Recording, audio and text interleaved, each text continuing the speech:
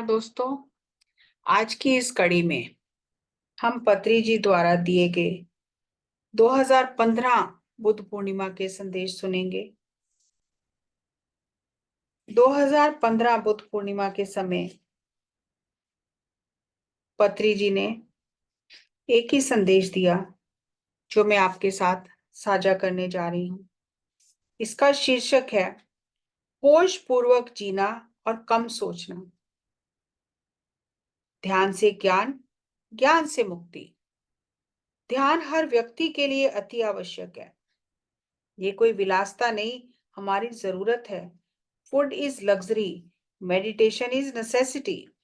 जब आप ध्यान को जीवन में प्रथम महत्व देते हैं तो आप बुद्ध बन जाते हैं। ध्यान का अर्थ क्या है? बुद्धत्व क्या है? ध्यान यानी बुद्धत्व, बुद्धत्व यानी ध्यान। पक्षी की तरह ध्यान के भी दो पंख हैं।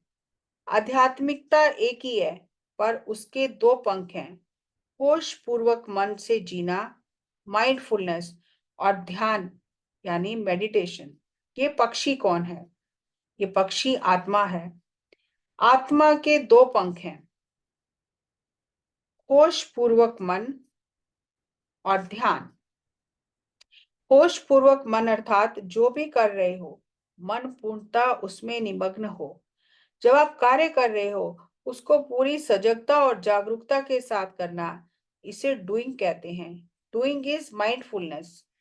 कार्य करते हुए पूरी तरह उसमें तल्लीन हो जाना और उस अवस्था में पूर्णता मौजूद रहना, ये बीइंग है।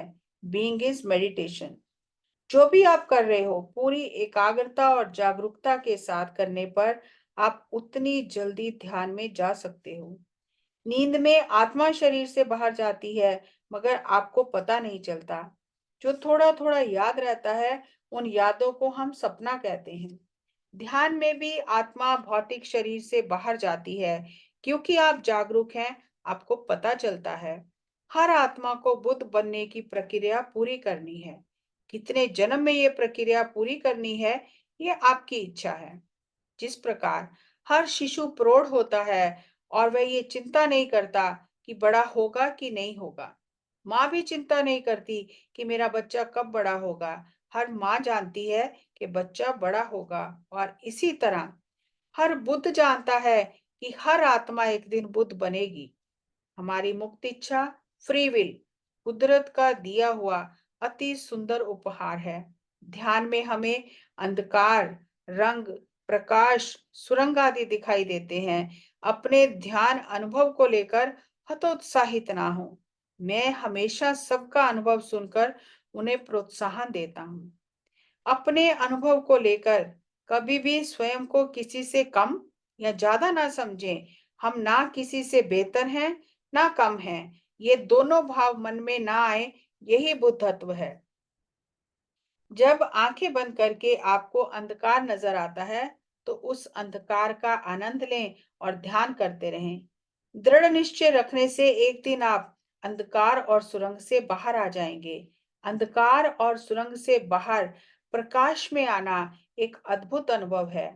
जैसे अत्यधिक अंधकार में कुछ दिखाई नहीं देता, ऐसे ही अत्यधिक प्रकाश में भी कुछ दिखाई नहीं देता।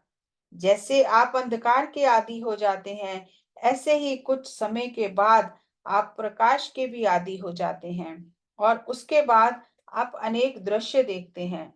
सिद्ध पुरुष बनने के लिए जीवन भर का संकल्प चाहिए।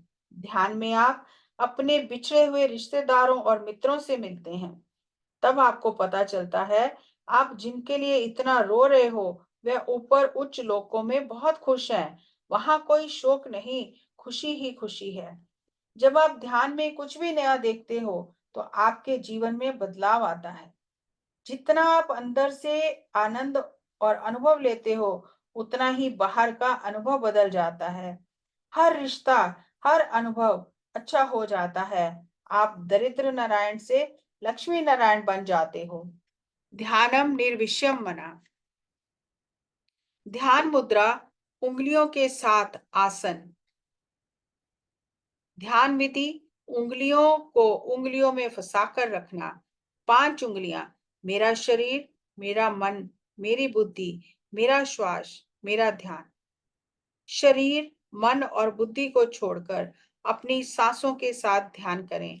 ध्यान मुद्रा का सही अर्थ यही है। सम काय शिरोग्रीवा, सम एक पंक्ति में हो। काया शरीर, शिरो सिर, ग्रीवा गर्दन। कुछ लोग कहते हैं रीढ़ की हड्डी को एकदम सीधा रखो। सिर, गर्दन और शरीर बिल्कुल सीधा होना चाहिए, लेकिन ऐसा करने से कमर में दर्द होता है। तब लोग कहते हैं ध्यान मेरे लिए नहीं है। जो इस तरह से अर्थ करते हैं, ऐसे लोग संस्कृत जानते हैं पर ध्यान नहीं जानते। यदि आप केवल संस्कृत जानते हैं और भगवत गीता का अर्थ करते हैं, तो अर्थ का अनर्थ हो जाएगा। यदि आप ध्यान करते हैं, तो ही गीता का सही अर्थ समझ सकते हैं। योग शरीर का विषय नहीं, आत्मा का विषय है। असली गुण अर्थ है काया, शरीर नहीं। काया का अर्थ है कर्म, व्हाट यू डू। शिरो, इसका अर्थ सिर नहीं, इसका अर्थ है आप क्या सोचते हो, व्हाट यू थिंक। ग्रीवा, ग्रीवा का अर्थ गर्दन नहीं, आप क्या बोलते हो, व्हाट यू स्पीक। असली अर्थ है त्रिकरण शुद्धि, यानी आपकी सोच, वाणी और कर्म एक जैसे हों। जो सोचना है वही बोलना है, जो बोला है वही करना है। What you speak and what you do should be in alignment. Sanskrit पंडित जब ग्रंथ पढ़ता है, तो वह केवल व्याकरण के हिसाब से अर्थ करता है। क्योंकि वह ध्यान नहीं करता, इसलिए गूढ़ रहस्यों को नहीं बता सकता। इसके लिए त्रिकरण शुद्धि जरूरी है। भगवत गीता के अर्थ बहुत गहरे हैं, जो हर कोई नहीं जानता। अगर आपको शतरंज खेलना नहीं आता, तो आप विश्वनाथ आनंद या कास्परोव और शतरंज की चालों को नहीं समझ सकते। सितार समझने के लिए सितार वादक बनना है। श्री कृष्ण को समझने के लिए श्री कृष्ण जैसा बनना है। श्री कृष्ण को समझने के लिए आपको वेद व्यास बनना है। तभी आप श्री कृष्ण को समझ सकते हैं। भगवत गीता साहित्य नहीं, आत्मज्ञान का भंडार है। यदि आप आत्मज्ञानी हैं, तभी इसको समझ सकते हैं। मुझे अगर संस्कृत नहीं आती, तो मैं कालिदास को कैसे समझ सकता हूँ। चित्रकार ध्यान मुद्रा की जो तस्वीरें बना रहे हैं, उस चित्र को देखकर हम उस मुद्रा में ध्यान कर रहे हैं। आप चित्र को देखकर क्या सीखोगे? एक बुद्ध से सीखना है ध्यान मुद्रा में कैसे बैठना है। ध्यान विधि। स्थिर सुखम आसनम, आसन स्थिर और सुख में होना चाहिए। सुख आसन में बैठें। बैठना बिल्कुल आरामदायक होना चाहिए। शरीर को स्थिर और आराम से रखें। दीवार का सहारा ले सकते हैं। यदि आप किसी वजह से बैठ नहीं सकते, बुढ़ापे में या बीमारी के कारण, तो लेटकर ध्यान करें। ऊर्जा के बाहर जाने के सब द्वार बंद करें। 10% ऊर्जा हाथों से बाहर जाती है, 10% पैरों से बाहर जाती है और 80% ऊर्जा आंखों से बाहर जाती है। इसलिए ध्यान करते समय हाथों और पैरों को क्रॉस कर लें और आंखें बंद कर लें। ऐसा करने से हमारे आसपास ऊर्जा का क्षेत्र बन जाता है और हमारी ऊर्जा बाहर ना जाकर भीतर की ओर बहने लगती है। जो लोग आंखें खोलकर ध्यान करते हैं, उनको सुरंग और प्रकाश आदि के अनुभव नहीं होते। हमारे 4 प्रकार के चक्षु हैं: चर्म चक्षु, मनोचक्षु, दिव्य चक्षु और ज्ञान चक्षु।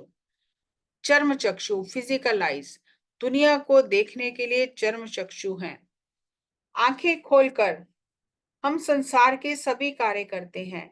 हमारी आंखों की 80% ऊर्जा संसार की ओर बहती है। मनोचक्षु माइंड आई, मन की भी आंखें हैं। चर्म चक्षु से संसार में आपने जो भी देखा है, वह मन में इकट्ठा हो जाता है। अगर आपने मेरी माँ को नहीं देखा, तो आप मनोचक्षु से भी मेरी माँ को नहीं देख सकते। जो भी आपने चर्म चक्षु से देखा है, वह सब आंख बंद करने पर मनोचक्षु से दिखाई देता है। तृतीय नेत्र जागृत करने के लिए मनोचक्षु को बंद करना जरूरी है। चर्म चक्षु बंद करने से ही मनोचक्षु बंद होगा और मनोचक्षु शून्य होने पर ही आप दूसरे आयामों में जा सकते हो। चर्म चक्षु बंद करने का अर्थ है शरीर पर नियंत्रण। इसे दम कहते हैं। आंखें बंद करके बैठें। मन तो विचारों का जंगल है, कुछ भी हो, आंखों को नहीं खोलना है। अंदर से मन आपको विचलित कर रहा है, लेकिन आंखें ना खोलें। शरीर पर नियंत्रण होने से ही हम मन पर नियंत्रण कर सकते हैं। दिव्य चक्षु, थर्ड आई।